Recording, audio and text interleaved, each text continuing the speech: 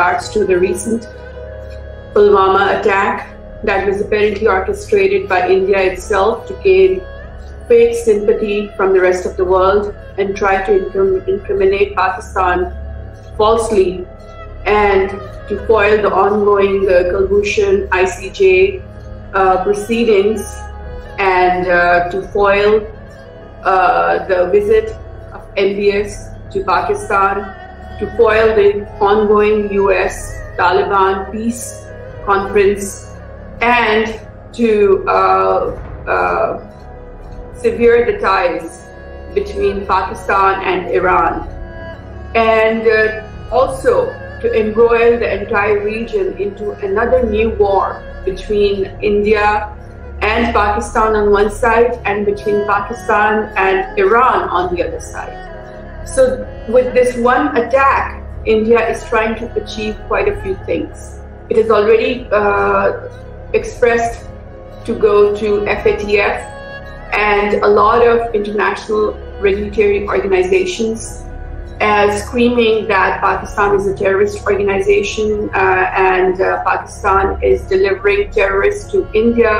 And this is without any credible evidence. This is without any sense of rationality.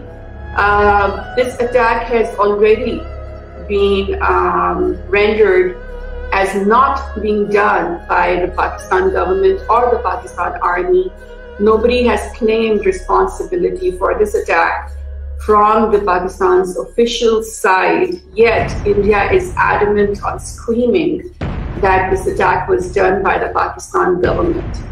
Have you ever seen a gang of rapists who are actively raping a victim, and when they are on the verge of being caught, they tell the whole world that it is the victim that was raping them? Because this is exactly what India is doing in the Pulwama attack. It is screaming to the world that it is not Kashmir that is being raped by the Indian government.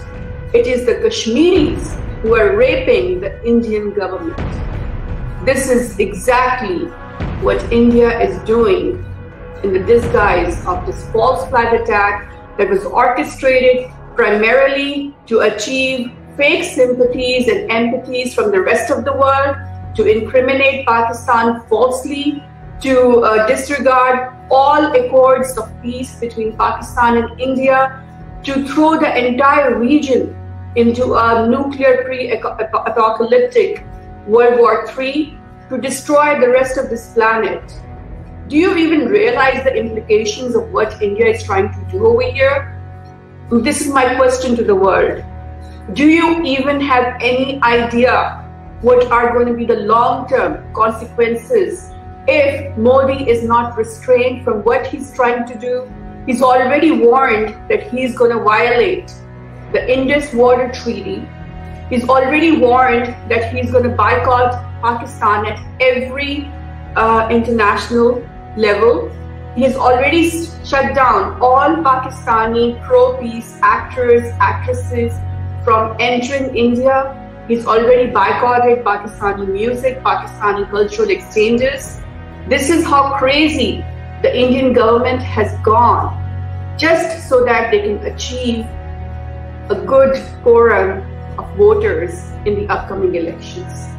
Just because they want to achieve their short-term goals of coming back to power in India, just because they want to use the politics of hate and fear to create a mass wave of fascism that has already plagued India, that is already causing a wave of communal rights in India against Muslims, against the Kashmiris.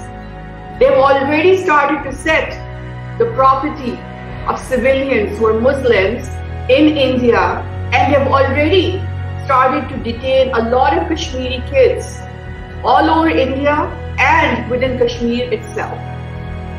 They have gone on a hate spree against Muslims, against Kashmiris, in the disguise of this attack, using this attack as a justification to continue to rape Kashmir.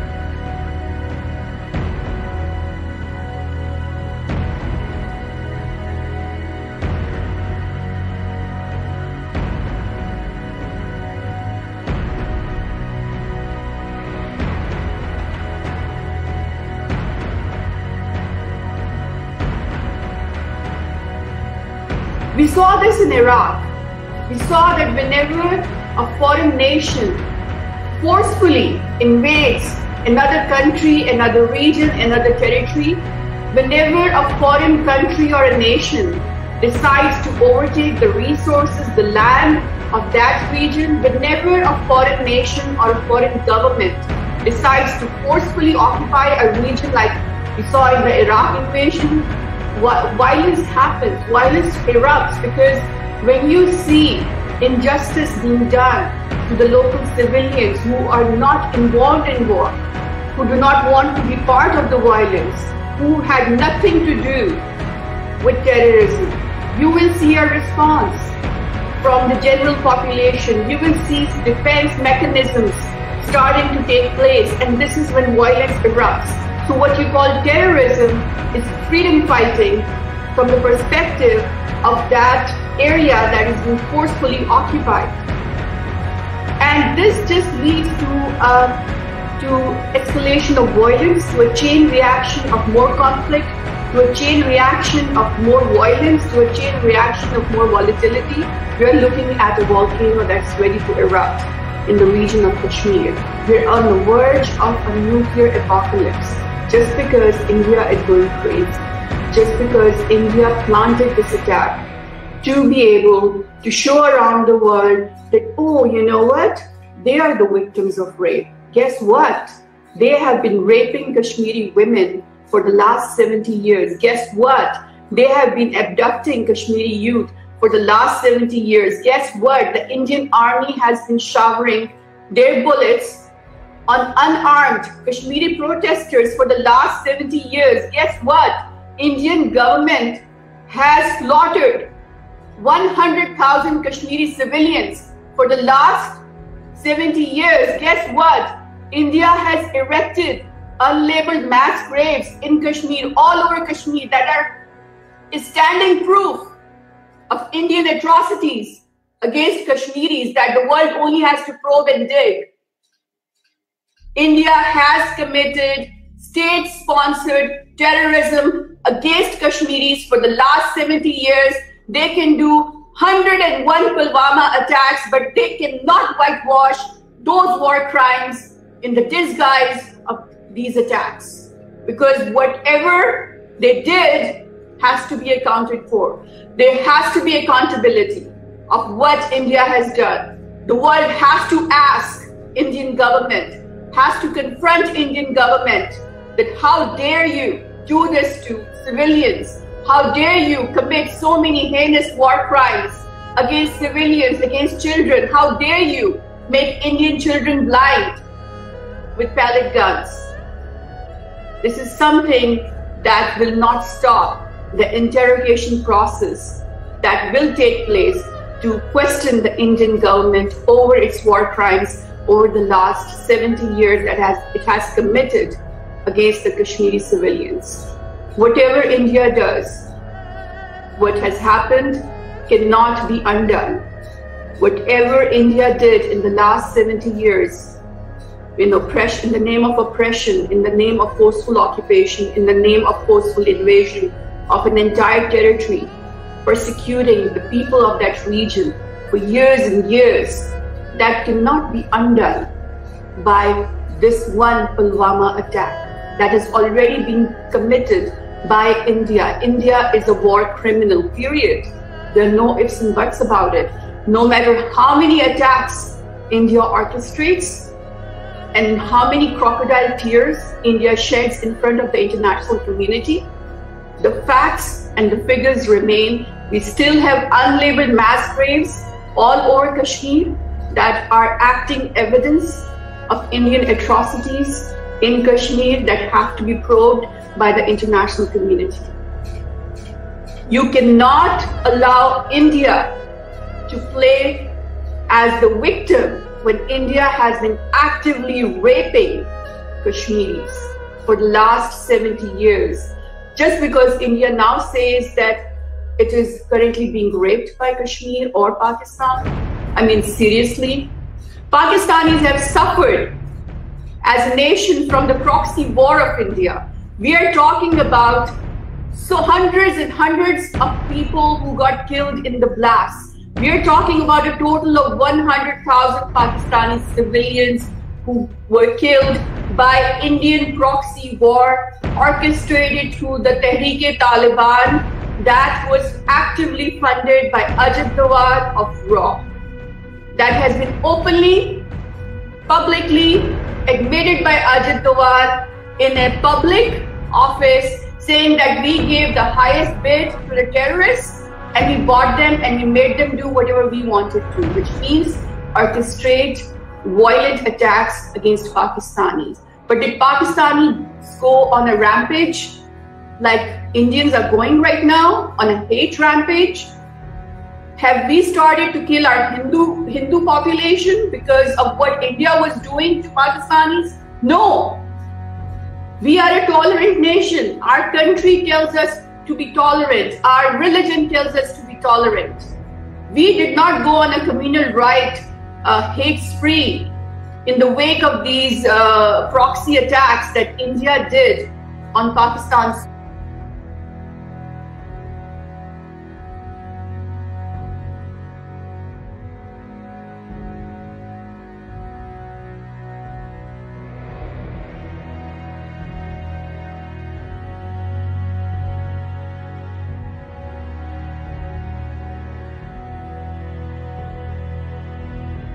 Believe that the Pulwama attack was an act done by Indian government itself. It was a false flag attack committed by India to try to gain sympathies in the wake of the Kulbhushan trial, in the wake of the upcoming FATF verdict on Pakistan, in the wake of MBS visit to Pakistan, in the wake of trying to wage a war between Pakistan and Iran, having attacked on the Iranian Revolutionary Guard at the same time. Pakistan has absolutely no reason to attack Iran. We have enjoyed a wonderful relationship with Iran, but India wants to disrupt this relationship. Why? Because it is a free war for India, where India does not have to waste its resources, its money, its soldiers, its arms in order to disrupt the peace that Pakistan has procured after so many years. It is the best way to destabilize Iran by having it engage in a war against its own brother Pakistan, destroying the peace, because India is ready to appease Netanyahu by getting Iran involved in a war against Pakistan. So they're doing a lot of things right now, crazy things right now. They are doing complete cultural boycott of Pakistan. They are going to boycott all our sports events. They're going to boycott all our actors and actresses, or our think tanks, or our literary authors. They're going to violate the Indus Water Treaty, possibly shut down all the water inflow to Pakistan, making Pakistan suffer miserably just because they think that they can get away with it.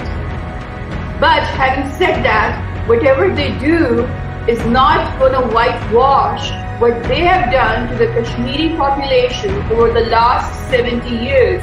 Over the last 70 years, the war crimes committed by Indian government under state-sponsored terrorism against the Kashmiri population, they are already engraved.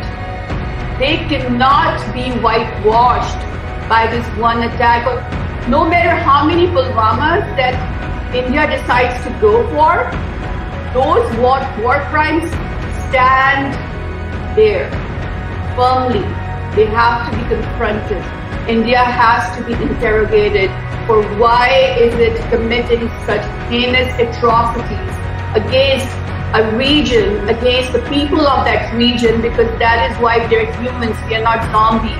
We need to ask people when they're doing the wrong thing to stop doing that wrong thing, to stop bullying people, to stop intimidating people, to stop forcefully occupying other people's lands, to stop forcefully invading other people's lands. We did that in Iraq. We did that in Syria. We're doing it in Yemen. We did that in Libya. So why can't we do it in Kashmir? Why can't we tell India to get out of Kashmir? Because it is a forceful occupation.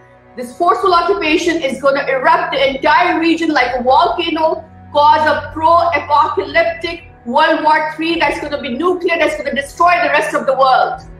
Why cannot we ask India on a global level to stop acting like an idiot, to stop acting like an apartheid? We have to confront India on this, like we confronted US, like we confronted NATO. We have to tell them to get out of Kashmir now, before this entire region erupts into a deadly volcano, before the world ends. Thank you very much.